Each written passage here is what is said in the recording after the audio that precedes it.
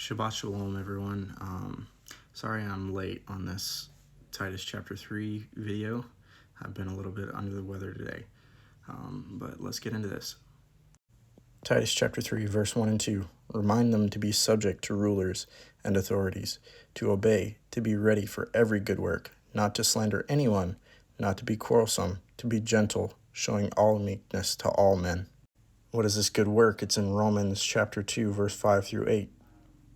But according to your hardness and your unrepentant heart, you are treasuring up for yourself wrath in the day of wrath and revelation of righteous judgment of Elohim, who shall render to each one according to his works, everlasting life to those who by persistence in good works seek for Elohim and respect and incorruptibility.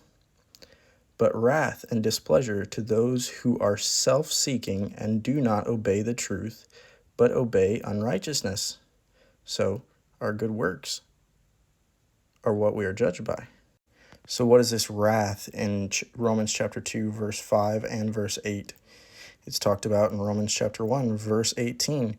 For the wrath of Elohim is revealed from heaven against all wickedness and unrighteousness of men, who suppress the truth in unrighteousness.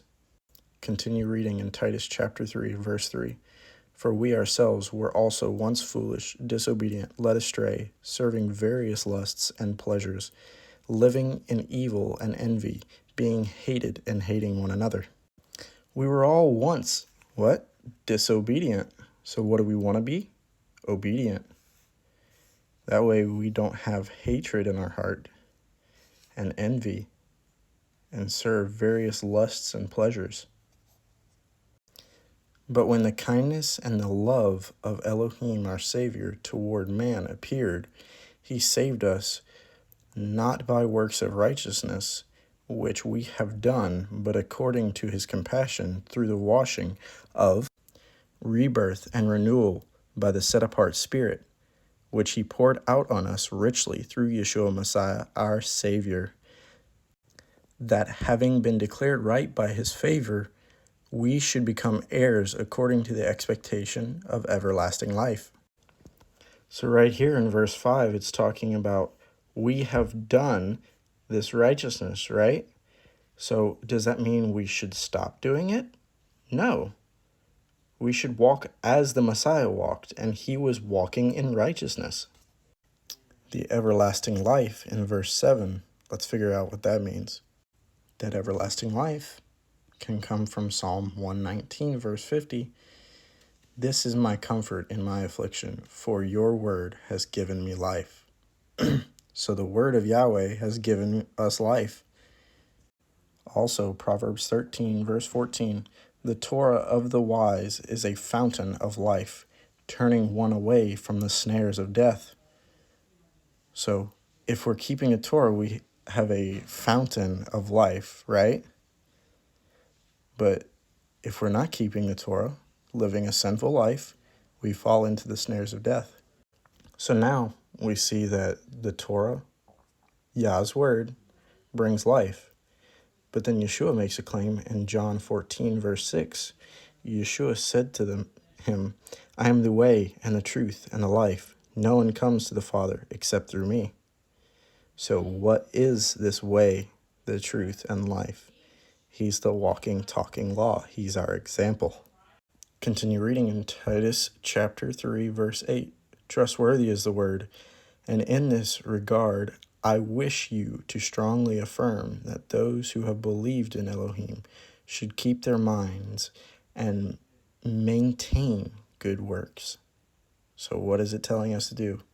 Maintain those good works. Very important. Verse 9. But keep away from foolish questions and genealogies and strife and quarrels about the Torah, for they are unprofitable and useless. Reject a divisive man after the first and second warning. So, is Paul right here contradicting his past 2 chapters and what he was saying in the beginning of chapter 3? No. He's saying that we should present all these things with love and not bring quarrels and strife when we present them. See, we present them but reject a divisive man who doesn't want to receive it after the first and second morning. And in correspondence with Titus chapter 3, verse 10, we have Matthew chapter 10, verse 14. And whoever does not receive you, nor hear your words, when you leave the house or city, shake off the dust from your feet. So Yeshua is saying, shake off the dust and walk away. Don't bring strife. Don't bring hatred. Titus chapter 3, verse 11. Knowing that such a one has been perverted and sins, being self-condemned, so that rejected, divisive man has perverted himself in his own sense. When I shall send Artemis to you, or Tychicus, do your best to come to me at Nicopolis, for I have decided to spend the winter there.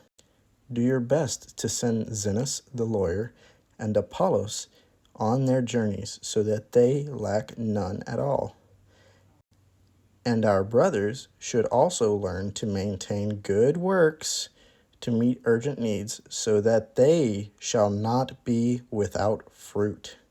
So our good works are directly correlated to good fruit. All those with me greet you. Greet those who love us in the belief. Favor be with you all. Amen.